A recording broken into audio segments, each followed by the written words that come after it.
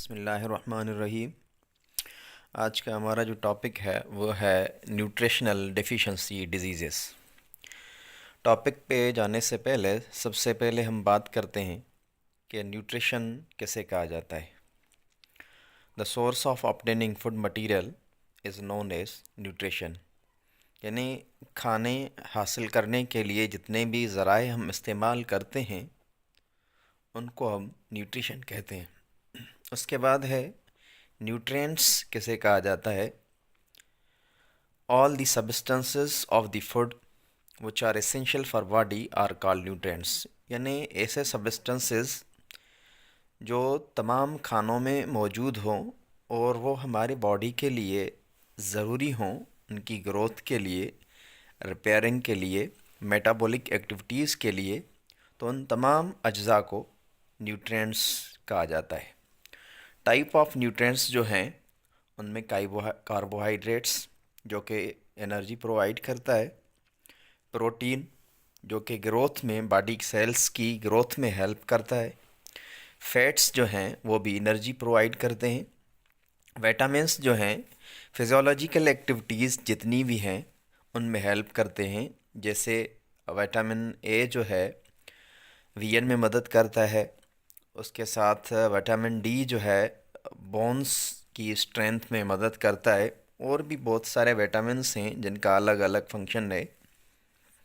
उसके बाद मिनरल्स हैं, वो act as regulator in physiological activities. यानी वो मिनरल्स जो हैं रेगुलेटर के तौर पे फिज़ोलॉजिकल एक्टिविटीज़ में मदद देते हैं। वाटर जो है वो भी न्यूट्रिएंट्स का टाइप ही है, फूड की ट्रांसपोर्ट करवाता है और बॉडी के टेम्परेचर को रेगुलेट करता है। ये तमाम मिसालें आपके सामने जो नज़र आ रही हैं वो न्यूट्रिएंट्स के टाइप से हैं, जिनमें से ये मिसालें कार्बोहाइड्रेट्स की हैं, इनमें फ्रूट्स भी हैं, कुछ वेजिटेबल्स भी हैं, और भी खाने पीने वाली चीज़ें हैं जो कार्बोहाइड्रेट्स में शामिल होती हैं। उसके बाद ये फैट्स यानी चिकनाई वाली चीज़ें हैं, बर्गर है, जैसे बटर है, या और तली हुई चीज़ें, वो फैट्स में आ जाती हैं। उसके बाद विटामिन्स एंड मिनरल्स जो कि तमाम लीफी वेजिटेबल्स हैं इनमें पाए जाते हैं। विटामिन्स के टाइप्स आपने पढ़े होंगे, vitamin A, B, C, D, A, K, ये जो भी हैं विटामिन्स के टाइप्स हैं। उसके बाद वाटर डायरेक्टली हम यूज़ करते हैं। अब हम बात करते हैं जो हमारा टॉपिक है, deficiency diseases caused by the deficiency of nutrients. सबसे पहले हम बात करते हैं क्वाशियोर डिज़ीज़ की, जो कि अक्सर 1 साल से लेकर 5 साल तक के बच्चों में होती है। यह डिज़ीज़ तब होती है जब बच्चों में न्यूट्रिएंट्स में प्रोटीन की कमी मौजूद हो। यानी प्रोटीन की कमी हो जाए तो फिर उनको ये डिज़ीज़ 1 साल से लेकर 5 साल की उम्र तक लग सकती है। प्रोटीन हासिल करने के सोर्सेस क्या हैं? फ़िश में प्रोटीन पाया जाता है, मीट में, एग के एल्ब्यूमिन, मिल्क में, पीज़ या सीरियल्स में। इस डिज़ीज़ की निशानियां, सिम्टम्स ये हैं कि इस डिज़ीज़ का क्वाशियोर कोर में जिनकी प्रोटीन डिफिशिएंसी होती है न्यूट्रिएंट्स में, उनका पेट जो है वो बढ़ जाता है, और जो लिम्ब्स जो होते हैं, हाथ पाँव या जोड़ वगैरह जो होते हैं वो सूज जाते हैं, उनमें सोजिश हो जाती है। तो इस डिज़ीज़ को नाम दिया जाता है क्वाशियोर डिज़ीज़, जो कि प्रोटीन की डिफिशिएंसी की वजह से होती है, और इस डिज़ीज़ को deficiency disease of the nutrients कहा जाएगा। उसके बाद है प्रोटीन डिफिशिएंसी की दूसरी डिज़ीज़, जिसको हम नाम देते हैं मरासमस। इस डिज़ीज़ में क्या होता है, जब हमारे खाने में प्रोटीन्स की कमी हो, हम जो फूड सोर्सेस अप्लाई करें, फूड सोर्सेस के तौर पे इस्तेमाल करें, उनमें प्रोटीन्स को अगर हम इस्तेमाल नहीं करेंगे तो ये डिजीज़ हो सकती हैं। इस डिज़ीज़ की निशानियां ये हैं मरासमस की, तो लिम्ब्स जो हैं, जोड़ जो हैं, वो तमाम थिन यानी पतले हो जाते हैं। बॉडी की जो अपीयरेंस होती है वो बिल्कुल कमज़ोर हो जाती है, उसके अलावा मरासमस डिज़ीज़ में हेड जो है उसकी साइज़ जो है बहुत ज़्यादा हो जाती है। इसमें वज़न कम हो जाता है। ज़हनी और जिस्मानी जो ग्रोथ होती है दोनों ठीक से नहीं हो पाती। उसके बाद डिफ़िशेंसी है न्यूट्रिएंट की, जो विटामिन ए की डिफ़िशेंसी।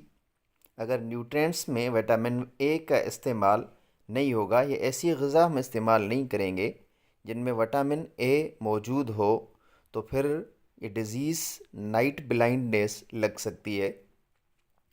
इस नाइट ब्लाइंडनेस में क्या होता है कि नज़र कमज़ोर होती है, कलर्स में फ़र्क नहीं कर पाता जिसको ये डिज़ीज़ लग जाए, या अगर लाइट कम हो, रोशनी कम हो, तो फिर उसमें बिल्कुल नज़र नहीं आता। यानी विटामिन ए की डिफ़िशेंसी की वजह से जो डिज़ीज़ लगती है वो लगती है नाइट ब्लाइंडनेस। और विटामिन ए जो है फ़िश में, लिवर में, ऑयल, एग मिल्क, घी, butter, carrots, corn, yellow fruits या ग्रीन्स, इनमें विटामिन ए पाया जाता है।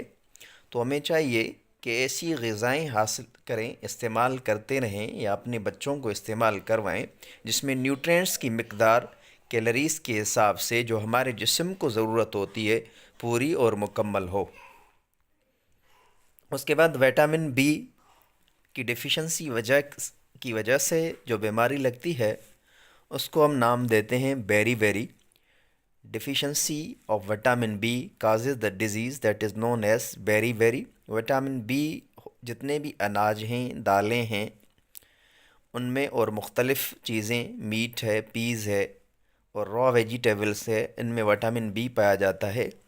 अगर विटामिन बी हमारे न्यूट्रिएंट्स में नहीं होगा तो बेरी डिज़ीज़ लग सकती है। और उसकी निशानियाँ ये है कि नर्व्स जो होती हैं अनहेल्दी होती हैं, तमाम वीक होती हैं, और जो मसल्स यानी पट्ठे जो होते हैं बहुत सुस्त हो जाते हैं और सूजन भी हो जाती है। उसके बाद न्यूट्रिएंट्स में विटामिन सी की डिफ़िशेंसी की वजह से जो डिज़ीज़ होती है उसको कहा जाता है स्कर्वे डिज़ीज़। इसमें क्या होता है, दांत और मसूड़ों में से ब्लड जो है, खून जो है वो बहता रहता है। तो यानी विटामिन सी की वजह से अगर इसकी डिफ़िशेंसी हो जाए, न्यूट्रिएंट्स हम ऐसे इस्तेमाल न करें जिनमें विटामिन सी मौजूद हो, तो स्कर्वे की डिज़ीज़ लग सकती है। इसकी निशानी ये है कि मसूड़ों में से ब्लीडिंग होती रहेगी। उसके बाद है विटामिन डी की डिफ़िशेंसी अगर हमारे न्यूट्रिएंट्स में हो तो डिज़ीज़ लगेगी रिकेट्स चिल्ड्रेन में। विटामिन डी की डिफ़िशेंसी की वजह से जो बीमारी लगती है उसकी निशानी ये है कि उससे बोन्स जो हो जाएंगे वो तमाम कमज़ोर होंगे। विटामिन डी की वजह से लगने वाली डिज़ीज़ को रिकेट्स कहा जाता है। और जो बड़े होते हैं, एडल्ट्स होते हैं, उनमें जो विटामिन डी की कमी की वजह से बीमारी लगती है उसको ओस्टोमलेशिया कहा जाता है।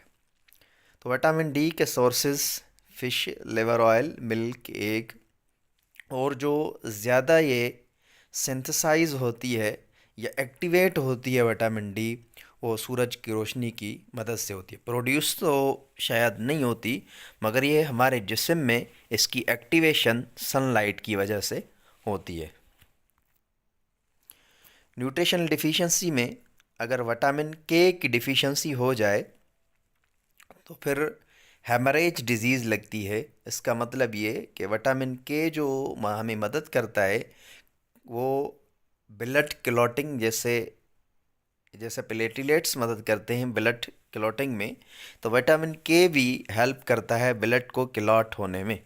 अगर विटामिन के की कमी ज़्यादा हो जाएगी हमारे जिस्म में तो ये डिज़ीज़ लग सकती है। इसकी निशानियाँ ये होंगी कि थोड़ा सा ज़ख़म भी होगा तो उसमें से खून जो है ज़्यादा बहता रहेगा। इसके food sources green vegetables, tomato, cabbage, egg, milk and और जो है मिल्क प्रोडक्ट्स हैं। मिनरल की डिफ़िशेंसी में अगर आयोडीन की डिफ़िशेंसी हमारे जिस्म में हो जाए तो डिज़ीज़ इसकी वजह से लगती है, जिसको हम नाम देते हैं गोइटर। गोइटर डिज़ीज़ ऐसी डिज़ीज़ है जिसमें हमारी जो नेक है वो बिल्कुल बहुत सूज जाती है, सोजिश हो जाती है उसमें, और वो बाहर निकल आती है जैसे तस्वीर में नज़र आ रही है। आयोडीन की कमी अगर हो जाएगी न्यूट्रिएंट्स में तो ये डिज़ीज़ लग सकती है। और इसके सोर्सेस आयोडीन के इस्तेमाल करने के मिल्क, आयोडाइज्ड साल्ट और प्रॉन या क्रेव है। न्यूट्रिएंट डिफिशिएंसी में अगर आयरन की डिफिशिएंसी हो जाए तो फिर डिज़ीज़ जो लगती है एनीमिया लगती है। और इस डिज़ीज़ में क्या होता है कि सुस्ती जिस्म के अंदर बहुत ज़्यादा हो जाती है।